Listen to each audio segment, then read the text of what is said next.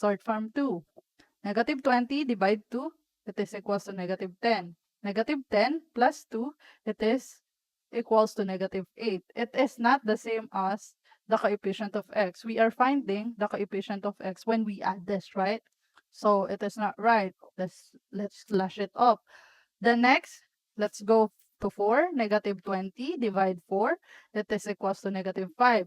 Negative 5 plus 4, it is negative 1. But we are finding positive 1. So what we need to do now is to change their sign. It becomes negative, the 4 here, and it becomes positive, the 5 here. So it is already our factor. So let's gonna put it here. Then after that, we know na kapag ganyan, we need to equate them both by 0, right? X plus 5, then equals to 0. Ay,